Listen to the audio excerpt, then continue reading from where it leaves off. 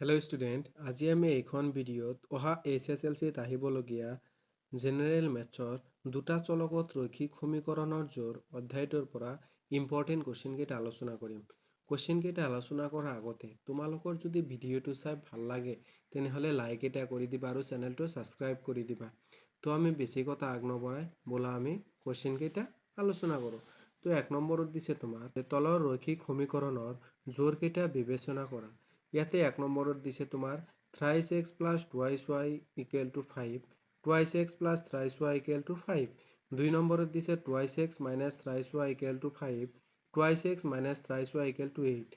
শুদ্ধ বিকল্পটো বাছি লোৱা। ইয়াতে তোমাৰ চাৰিটা অপশ্যন দিছে। এই চাৰিটা অপশ্যনৰ কোনটো শুদ্ধ হ'ব এইটো আমাক বাছি উলিয়াব দিছে। 2 নম্বৰ কুৱেশ্যনটো চোৱা কি কৈছে। তলৰ ৰৈখিক সমীকৰণৰ জোৰকেইটা বিবেচনা কৰা। 1 নম্বৰ দিছে twice x minus thrice y equal to 8, 4x minus 6y equal to 9. 2 নম্বৰত দিছে twice x plus thrice y minus 9 equal to 0, 4x plus 6y minus 18 equal to 0. শুদ্ধ বিকল্পটো বাছি উলিওৱা। ইয়াতে চাৰিটা আমাৰ অপশ্যন দিছে। এই অপশ্যনৰ কোনটো শুদ্ধ হ'ব এইটো আমাক বাছি উলিয়াব দিছে। নেক্সট কুৱেশ্যনটো চোৱা। নেক্সট কুৱেশ্যনটো আমাৰ দিছে তলৰ ৰৈখিক সমীকৰণৰ জোৰকেইটা বিবেচনা কৰা। 1 number 4x plus twice y equal to 5, 2 number 4x minus thrice y equal to 9. শুদ্ধ বিকল্পটো বাছি উলিওৱা। ইয়াতে চাৰিটা অপশ্যন দিছে। এই চাৰিটা অপশ্যনৰ আমাৰ কোনটো শুদ্ধ হ'ব এইটো আমাক বাছি উলিয়াব দিছে। নেক্সট কুৱেশ্যনটো চোৱা। ax plus by plus c equal to 0 সৰল ৰেখাটো মূলবিন্দুৰ মাজেৰে যোৱা চৰ্তটো হ'ল, এইটো এটা আমাৰ সমীকৰণ দিছে। এইটো সমীকৰণ আমাৰ সৰল ৰেখাৰ মূলবিন্দুৰ মাজেৰে যোৱা আমাৰ চৰ্তটো কি হ'ব? a equal to 0 না b equal to 0 নে c equal to 0 না c is not equal to 0. Next কুৱেশ্যনটো চোৱা কি কৈছে। যদি a1x plus thrice y plus c1 equal to 0 আৰু 4x plus 2by plus c2 equal to 0 সমীকৰণ জোৰৰ এটা অদ্বিতীয় সমাধান থাকে, তেন্তে এই চাৰিটা অপশ্যনৰ আমাৰ কোনটো হ'ব এইটো আমাক উলিয়াব দিছে। তে নেক্সট কুৱেশ্যনটো চোৱা কি কৈছে। kx plus twice y equal to 5 আৰু thrice x plus y equal to 1ৰ ৰৈখিক সমীকৰণৰ জোৰৰ একক সমাধান থাকিব যদি এই চাৰিটা অপশ্যনৰ কোনটো হ'ব। নেক্সট কুৱেশ্যনটো চোৱা কি কৈছে। 0x plus 0 into y plus k equal to 0 য'ত আমাৰ কি দিছে k is not equal to 0. এটা ৰৈখিক সমীকৰণ সত্য বা অসত্য লিখা। এইটো এটা আমাৰ ৰৈখিক সমীকৰণ। এইটো সত্য নে অসত্য এটা আমাক লিখিব দিছে। নেক্সট কুৱেশ্যনটো চোৱা কি কৈছে।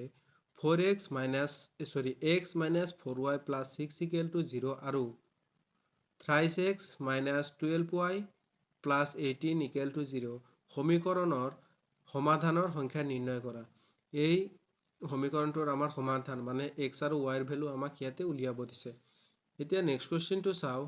এতিয়া আমাক নেক্সট কুৱেশ্যনটো দিছে পিৰ কি মানৰ বাবে তলত দিয়া সমীকৰণবোৰৰ এটা অদ্বিতীয় সমাধান থাকিব। ইয়াতে দুটা আমাৰ সমীকৰণ দিছে। এই সমীকৰণৰ এই পিৰ কি মানৰ বাবে আমাৰ এই সমীকৰণ দুটাত এটা অদ্বিতীয় সমাধান থাকিব। নেক্সট কুৱেশ্যনটো চোৱা কি কৈছে। এটা আয়তৰ যদি দৈৰ্ঘ্যক 5 একক হ্ৰাস আৰু প্ৰস্থক 3 একক বৃদ্ধি কৰা হয়, তেন্তে ইয়াৰ কালি 9 বৰ্গ একক হ্ৰাস হয়।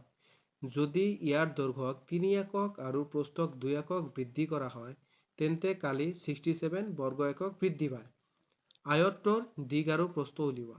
ইয়াতে আমাৰ আয়তৰ দিশ আৰু প্ৰস্থ উলিয়াব দিছে। এতিয়া নেক্সট কুৱেশ্যনটো চোৱা কি কৈছে। তলৰ ৰৈখিক সমীকৰণযোৰ সমাধা কৰা। ইয়াতে দুটা সমীকৰণ দিছে। এই সমীকৰণ দুটা আমাক সমাধা কৰিব দিছে। নেক্সট কুৱেশ্যনটো চোৱা। তলৰ সমীকৰণযোৰ ৰৈখিক সমীকৰণলৈ ৰূপান্তৰ কৰি সমাধা কৰা। এই দুটা সমীকৰণ দিছে। এই দুটা সমীকৰণক আগতে আমি ৰৈখিক সমীকৰণলৈ ৰূপান্তৰিত কৰিব লাগিব, তাৰপিছত সমাধা কৰিব লাগিব। বুজি পাইছা না? এতিয়া নেক্সট কুৱেশ্যনটো চোৱা। আমাৰ নেক্সট কুৱেশ্যনটোত দিছে যদি এটা ভগ্নাংশত যদি লব আৰু হৰ উভয়তে 2 যোগ কৰা হয়, তেন্তে ভগ্নাংশটো হয় 9/11. যদি লব আৰু হৰ উভয়তে 3 যোগ কৰা হয়, তেন্তে ভগ্নাংশটো হয় 5/6. ভগ্নাংশটো উলিওৱা। ইয়াতে আমাৰ ভগ্নাংশটো উলিয়াব দিছে। বুজি পাইছা না? এতিয়া আমি নেক্সট কুৱেশ্যনটো চাওঁ আহা। নেক্সট কুৱেশ্যনটো দিছে সমীকৰণ 5x minus y equal to 5 আৰু thrice x minus y equal to 3ৰ লেখ অঁকা আৰু লেখৰ সহায়ত সমীকৰণ দুটা সমাধা কৰা। ইয়াতে আমাৰ লেখ আঁকিব দিছে আৰু লেখৰ সহায়ত ইয়াতে আমাৰ x আৰু y ৰ ভেলু উলিয়াব দিছে।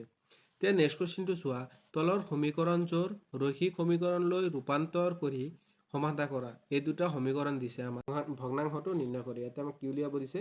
ভগ্নাংশটো উলিয়াব দিছে।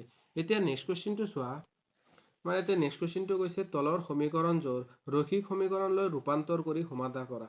এই দুটা আমাৰ সমীকৰণ দিছে। আগতে আমাৰ কি কৰিব লাগিব? ৰৈখিক সমীকৰণলৈ ৰূপান্তৰ কৰিব লাগিব। তাৰপিছত আমাৰ কি? সমাধা কৰা, মানে x আৰু y ৰ ভেলু উলিয়াব লাগে। এতিয়া নেক্সট কুৱেশ্যনটো লৈ যাওঁ। নেক্সট কুৱেশ্যনত কৈছে তলৰ ৰৈখিক সমীকৰণযোৰ সমাধা কৰা।